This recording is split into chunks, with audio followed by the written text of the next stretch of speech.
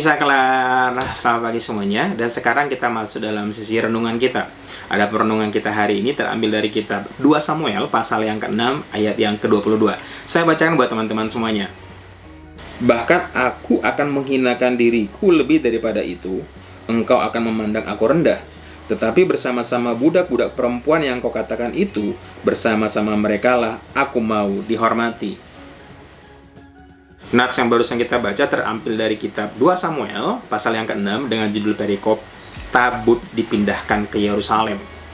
Pada perikop ini diceritakan bagaimana prosesi pemindahan tabut ini dari rumahnya Obed-Edom ke Yerusalem, ke kotanya Daud. Dan ada sesuatu yang baru di sini, karena kalau kita melihat bagaimana awalnya tabut Tuhan ini dari rumah Abinadab ini menggunakan metode lama, menggunakan metodenya orang Filistin. Jadi ceritanya kan tabut Tuhan ini pernah dibawa pergi oleh orang Filistin. Kemudian karena mereka kena tulah, mereka akhirnya mengembalikan tabut ini kepada orang Israel. Dan cara mengembalikannya itu adalah dengan cara menempatkannya pada satu buah kereta baru. Dan metode ini juga sama dibuat oleh Daud ketika dia ingin memindahkan dari rumah Abinadab ke kotanya. Sehingga Tuhan tidak berkenan ketika kereta itu tergelincir. Usa yang bersama-sama dengan kereta itu, menemani kereta itu, mengulurkan tangannya sehingga menyentuh tabut Tuhan tersebut sehingga dia mati. Dan hal ini membuat satu buah pelajaran bagi Daud bahwa dia tidak boleh memperlakukan metode yang sama yang dilakukan orang Filistin. Oleh karena itu Daud ini membuat metode baru di mana memindahkan daripada tabut Tuhan ini tidak lagi menggunakan kereta baru, tetapi dengan cara diusung. Dan pengusungan kali ini tidak main-main karena setiap kali 6 langkah tabut itu maju, maka Daud ini menyembelih 2 ekor lembu sebagai korban persembahan. Dan tidak itu saja, kita melihat bagaimana Daud ini, kita mencatat dengan segenap hatinya dia menari-nari, bernyanyi bagi Tuhan di hadapan tabut ini. Dan juga bagaimana dia, kita mencatat bahkan meloncat-loncat di hadapan Tuhan. Jadi seorang raja yang dihormati, yang disegani, yang mulia itu menari-nari, meloncat-loncat. Dan hal ini membuat Mikal memandang rendah Daud. Mengapa Mikal memandang rendah Daud? Buat saya hal ini wajar karena Mikal ini adalah putri raja. Mikal ini terbiasa dengan tata cara bahwa raja itu harus dihormati. Raja itu harus punya manner, punya tata cara tersendiri yang tidak boleh sama dengan rakyat biasa. Dan Mikal ini tidak percaya di depan matanya apa yang dia lihat, bagaimana Daud menari-nari, meloncat-loncat. Bahkan Mikal mengatakan bahwa dia menelanjangi dirinya. Jadi bisa kita pastikan bahwa saking semangatnya Daud ini menari-nari dan meloncat-loncat, mungkin bajunya kebuka-kebuka, sehingga hal ini mungkin dilihat oleh perempuan-perempuan di Israel dan ini membuat Mikal nggak terima dan akhirnya memandang rendah Daud ini. Hal pelajaran apa yang kita bisa simak pada pagi hari ini adalah Daud ini adalah seorang penyembah yang memiliki totalitas kepada Tuhan. Daud ini adalah seorang pribadi yang mencintai Tuhan dengan totalitas, nggak main-main, ya. Dan kita melihat bahwa Daud ini tidak hanya merubah pola bagaimana membawa tabut Tuhan yang tadinya kita bahas menggunakan kereta, caranya orang Filistin, dengan cara mengusung.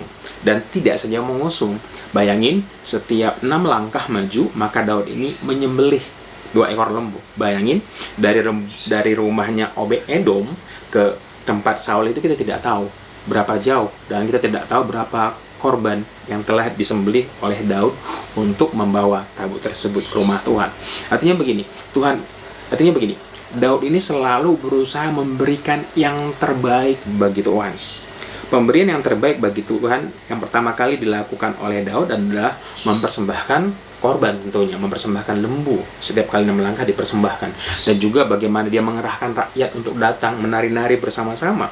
Itu adalah tahap pertama, yaitu Daud mempersembahkan apa yang terbaik dari harta bendanya untuk memuliakan nama Tuhan. Tetapi tidak sampai di situ saja.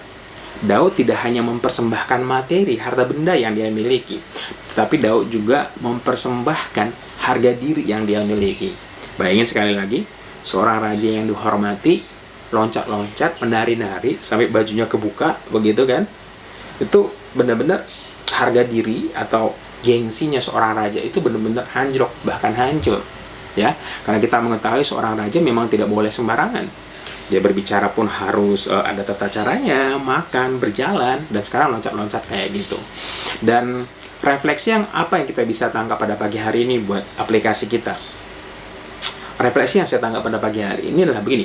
Seringkali kita sebagai manusia ketika kita mengasihi Tuhan, mungkin kita rela memberikan apa yang terbaik kita miliki. Ya, mungkin kita rela memberikan harta kita, atau pokoknya sesuatu yang kita miliki, harta benda yang kita miliki. Kita mungkin rela sah-sah aja memberikan, menyumbangkan kepada orang-orang yang membutuhkan atas nama bahwa kita mengasihi, atau atas nama bahwa itu refleksi bahwa kita mengasihi Tuhan, atas nama bahwa pemberian kita itu adalah kasih Tuhan kepada orang lain. Tetapi satu hal yang sulit kita terima adalah ketika harga diri yang kita miliki jatuh, atau harga diri yang kita miliki ini dikorbankan untuk kemuliaan nama Tuhan. Saya tidak bilang bahwa kita nggak perlu menjaga harga diri kita. Tidak, kita harus menjaga harga diri kita karena itu alkitabiah. Tapi yang di sini saya katakan bahwa kita pelajari pada pagi hari ini, seringkali ada satu buah kondisi di mana untuk kemuliaan nama Tuhan, untuk menjaga kehormatan nama Tuhan, kita harus rela dipermalukan, kita harus rela dipandang rendah oleh orang lain. Dan ini poin yang paling sulit untuk kita lakukan. Tapi pada pagi hari ini kita belajar bersama-sama bahwa kalau kita menghargai, menghormati, dan mengasihi Tuhan, kita tidak saja berkorban bagaimana kita melepaskan hal-hal materi yang kita miliki kepada orang lain, kepada orang-orang sekitar kita. Tetapi ada momentumnya di mana kita harus merendahkan diri kita, mengorbankan harga diri kita atau gengsi kita, supaya semata-mata orang-orang sekitar kita merasa diberkati, supaya keberadaan kita, supaya dengan demikian juga orang-orang diberkati hidup mereka. So, sekali lagi kita belajar dua hal daripada Daud pada pagi hari ini adalah yang pertama, Daud ketika mengasihi Tuhan, dia mempersembahkan hal-hal yang berupa materi yang dia miliki, dia memberikan yang terbaik. Tetapi tidak hanya berupa hal-hal yang materi saja, tetapi Daud juga mempersembahkan hidupnya, mempersembahkan gengsinya, mempersembahkan harga dirinya demi kemuliaan nama Tuhan. Dan inilah yang harus kita pelajari dan kita hidupi bersama-sama. So, itu dia renungan kita pada pagi hari ini. Sampai ketemu besok di Saklar hari yang ke-90. Tetap semangat baca Alkitabnya dan baca Alkitab kita secara utuh dan menyeluruh. Tuhan Yesus memberkati kita semuanya. Dadah!